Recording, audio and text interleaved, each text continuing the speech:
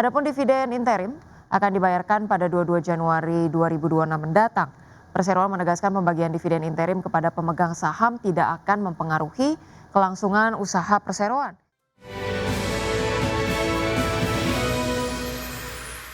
Ya, emiten farmasi PT Soho Global Health Tbk menyatakan akan membagikan dividen interim tahun buku 2025 kepada investor senilai 420,09 miliar rupiah atau setara dengan 33,1 rupiah per saham.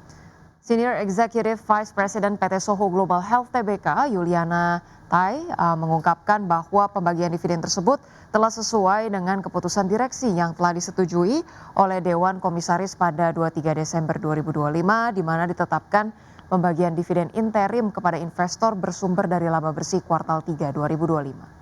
Adapun dividen interim akan dibayarkan pada 22 Januari 2026 mendatang. Perseroan menegaskan pembagian dividen interim kepada pemegang saham tidak akan mempengaruhi kelangsungan usaha perseroan. Sebagai catatan, perseroan mencetak laba bersih senilai 440,09 miliar rupiah hingga kuartal 3 2025 dan total ekuitas perseroan tercatat sebesar 2,84 triliun rupiah sampai akhir September 2025. Pemirsa, PT Waskita Beton Precast Tbk mengumumkan pengunduran diri Komisaris Utama Perseroan. Raden Mas Aris Santosa resmi mundur dari jabatan Komisaris Utama WSBP setelah ditunjuk sebagai Komisaris Utama PT Pelayaran Nasional Indonesia Persero atau PELNI. PT Waskita Beton Precast Tbk mengumumkan pengunduran diri Komisaris Utama Perseroan. Raden Mas Aris Santosa resmi mundur dari jabatan Komisaris Utama WSBP setelah ditunjuk sebagai Komisaris Utama PT Pelayaran Nasional Indonesia Persero atau PELNI. Surat pengunduran diri tersebut diterima Perseroan pada 18 Desember 2025 dan disampaikan dalam keterbukaan informasi tanggal 22 Desember 2025. Menindaklanjuti pengunduran diri tersebut, rapat internal Dewan Komisaris pada 18 Desember 2025 menunjuk Ahmad Subagya sebagai pelaksana tugas Komisaris Utama. Perseroan juga akan menyelenggarakan rapat umum pemegang saham paling lambat 90 hari sejak surat pengunduran diri diterima. Manajemen menegaskan tidak ada dampak terhadap kegiatan operasional, kondisi hukum, keuangan maupun keberlangsungan usaha perseroan. Hingga November 2025, WSBP mencatatkan perolehan kontrak baru sebesar 1,36 triliun rupiah dengan total kontrak dikelola mencapai 2,12 triliun rupiah. Untuk tahun 2026, Perseroan menargetkan nilai kontrak baru sebesar 2,6 triliun rupiah. Sementara itu, per akhir September 2025, pendapatan usaha WSBP tercatat 1,33 triliun rupiah, turun 12,45% secara tahunan. Meski masih mencatatkan rugi bersih 324 miliar rupiah, kinerja ini menunjukkan perbaikan dibandingkan tahun sebelumnya. Berbagai sumber, IDX Channel.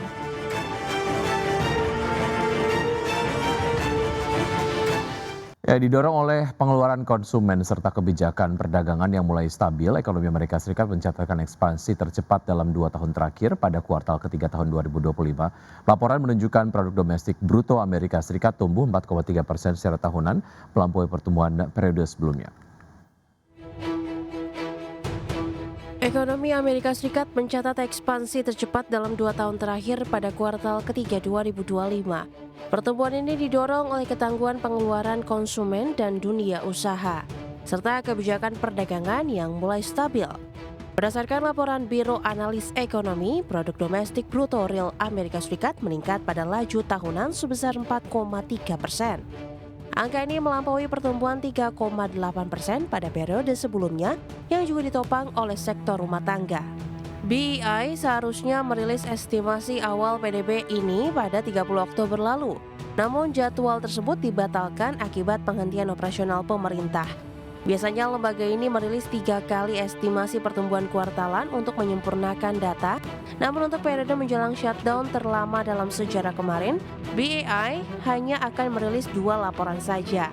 Pasca pengumuman tersebut, surat utang pemerintah terpantau turun, sementara kontrak berjangka ekuitas memperpanjang penurunannya.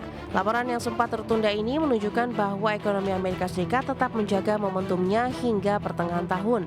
Hal ini terjadi saat konsumen terus berbelanja dan kebijakan tarif Presiden Donald Trump yang paling memberatkan mulai ditarik kembali. Meski government shutdown diperkirakan akan membebani pertumbuhan kuartal keempat, para ekonom memprediksi pemulihan moderat pada 2026. Optimisme ini muncul seiring adanya pengembalian pajak bagi rumah tangga serta antisipasi putusan Mahkamah Agung yang mungkin akan membatalkan kebijakan tarif global menyeluruh milik Trump. Berbagai sumber, IDX Channel. Presiden Federal Reserve Bank of Cleveland, Beth Hammek, menilai The Fed perlu menahan suku bunga untuk sementara waktu guna mengevaluasi dampak pemangkasan 75 basis poin sepanjang 2025. Wacana ini diungkapkan Hammek di tengah inflasi yang masih ganas dan sinyal pelemahan pasar tenaga kerja.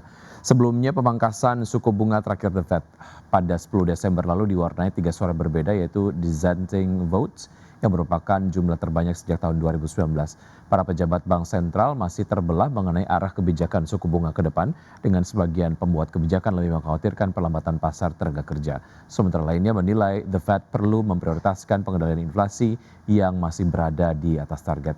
Hammek mengatakan ia akan fokus untuk memastikan inflasi dapat kembali ke target, dan menurutnya itu adalah salah satu tujuan utama dan penting untuk diselesaikan oleh The Fed.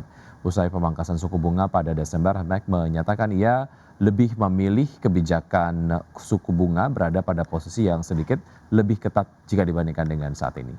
Pemirsa, indeks harga saham gabungan atau IHSG ditutup melemah dalam ke level 8.500-an jelang libur panjang perayaan Natal tahun 2025. IHSG terbebani pelemahan saham big caps, diantaranya lah saham DSSA dan juga saham BBCA yang menjadi pemberat utama. Indeks harga saham gabungan atau IHSG ditutup melemah 0,71% di level 8.584,782 di akhir perdagangan Selasa. IHSG berbalik arah melemah usai bergerak di zona hijau dengan menyentuh level intraday tertinggi di Selasa di level 8.667,733. Sektor perindustrian melaju 2,58%, sektor barang konsumen siklikal naik 2,26%, dan sektor teknologi menguat 0,43%.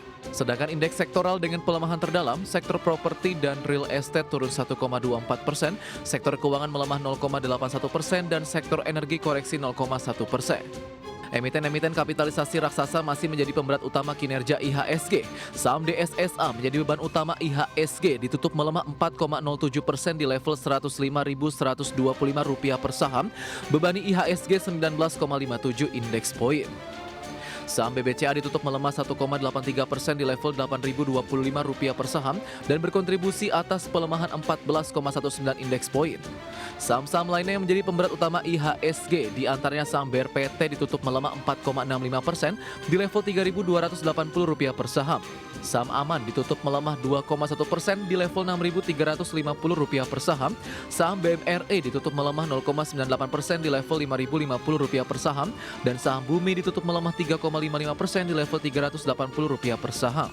Dari sisi sentimen dari dalam negeri, Menteri Keuangan Prubaya Yudi Sadewa resmi menetapkan tarif bea keluar untuk komoditas ekspor emas melalui Peraturan Menteri Keuangan atau PMK nomor 80 tahun 2025. Bea keluar tersebut akan mulai berlaku di 23 Desember 2025 setelah ditetapkan di 17 November 2025. Kebijakan ini diterbitkan untuk mendukung program hilirisasi mineral, khususnya emas di dalam negeri, dengan tetap mempertimbangkan keberlangsungan usaha sektor pertambangan. Dalam pasal 3 PMK 80/2025, tarif bea keluar emas ditetapkan berdasarkan harga referensi yang ditentukan Menteri Perdagangan serta jenis emas yang diekspor. Apabila harga referensi emas berada di kisaran $2.800 Amerika hingga kurang dari $3.200 Amerika per troy ounce, tarif bea keluar dikenakan 7,5% hingga 12,5%. Sementara jika harga referensi mencapai $3.200 Amerika per troy ounce atau lebih, tarif bea keluar meningkat menjadi 10 hingga 15% tergantung jenis emas yang diekspor. Berbagai sumber, IDX Channel.